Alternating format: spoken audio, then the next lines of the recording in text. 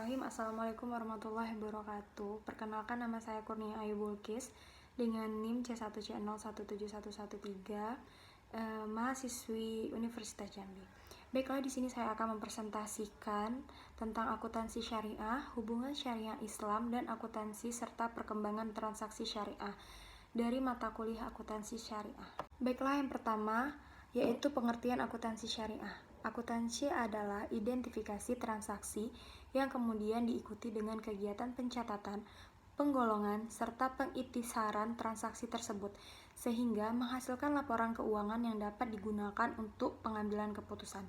Sedangkan syariah yaitu aturan yang telah ditetapkan oleh Allah SWT untuk dipatuhi oleh manusia dalam menjalani segala aktivitas hidupnya di dunia.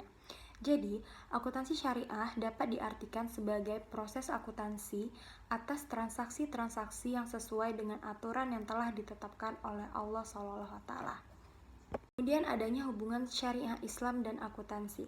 Secara ringkas, dapat disimpulkan bahwa syariah Islam dan akuntansi adalah satu kesatuan yang sangat erat kaitannya, di mana akuntansi membutuhkan syariah Islam sebagai rem, pengendali dan aturan yang digunakan akuntan dapat menjalankan tugasnya. Sedangkan akuntansi merupakan salah satu alat atau bagian yang digunakan oleh banyak orang di bidang ekonomi untuk mencapai aturan yang dimaksud dalam syariah Islam, seperti meminimalisir perampokan, korupsi, pemerasan, monopoli, penipuan, dan sebagainya. Karena hubungan keduanya yang terikat akan muncullah akuntansi syariah. Kemudian adanya tujuan dari akuntansi syariah tersebut. Yang pertama, untuk menentukan hak dan kewajiban dari pihak yang terlibat dengan lembaga keuangan syariah. Yang kedua, untuk menjaga aset dan hak-hak lembaga keuangan syariah. Yang ketiga, untuk meningkatkan kemampuan manajerial dan produktivitas dari lembaga keuangan syariah. Lalu yang keempat, untuk menyiapkan informasi laporan keuangan yang berguna kepada pengguna laporan keuangan, sehingga mereka dapat membuat keputusan yang tepat dalam berhubungan dengan lembaga keuangan. Lalu yang kelima, yaitu dapat mendukung penyusunan standar akuntansi yang konsisten, sehingga meningkatkan kepercayaan pengguna laporan keuangan. Kemudian adanya perbedaan syariah Islam dan akuntansi konvensional. Ada beberapa perbedaan akuntansi syariah dan akuntansi konvensional, yaitu yang pertama, akuntansi syariah, dasar hukumnya adalah hukum etika yang bersumber dari Al-Quran dan Sunnah. Sedangkan akuntansi konvensional, dasar hukumnya adalah hukum bisnis modern. Kemudian adanya akuntansi syariah, dasar tindakannya yaitu keberadaan hukum Allah SWT keagamaan. Sedangkan akuntansi konvensional, dasar tindakannya adalah rasionalisme ekonomi sekuler. Lalu kemudian akuntansi syariah tujuannya yaitu untuk keuntungan yang wajar, sedangkan akuntansi konvensional tujuannya adalah memaksimalkan keuntungan. Lalu akuntansi syariah orientasinya adalah kemasyarakatan, sedangkan akuntansi konvensional orientasinya adalah individu dan kepala pemilik. Lalu kemudian setelah perbedaan adanya persamaan syariah Islam dan akuntansi. Ada beberapa persamaan antara akuntansi syariah dan akuntansi konvensional, yaitu yang pertama, prinsip pemisahan jaminan keuangan dengan prinsip unit ekonomi. Lalu kedua, prinsip penangguhan dengan prinsip periode waktu atau tahun pembukuan keuangan. Lalu yang ketiga, prinsip pembukuan langsung dengan pencatatan bertanggal. Lalu yang keempat, prinsip kesaksian dalam pembukuan dengan prinsip penentuan barang. Lalu kelima, prinsip perbandingan dengan prinsip perbandingan income dan biaya. Yang keenam, prinsip kontinuitas dengan kesinambungan perusahaan. Lalu yang ketujuh, prinsip keterangan dengan penjelasan atau pemberitahuan. Lalu kemudian adanya perkembangan transaksi akuntansi syariah. Perkembangan transaksi syariah hingga saat ini terus mengalami kenaikan, mengingat akuntansi syariah sangat penting baik untuk pertanggungjawaban dunia maupun di akhirat. Tidak dapat dipungkiri bahwa alur dari penerapan transaksi syariah diawali oleh sistem perbankan syariah dan baru dilanjutkan dengan sektor lainnya. Di Indonesia sendiri, pertama kali didirikan Bank Syariah pada tahun 1991 yang bernama Bank Muamalat.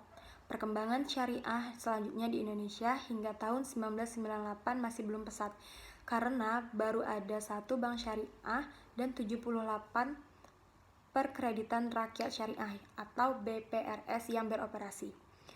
Setelah itu, sektor berikutnya yang dapat berkembang adalah asuransi syariah. Asuransi syariah pertama kali didirikan di Sudan pada tahun 1979 dengan nama The Islamic Insurance Company of Sudan.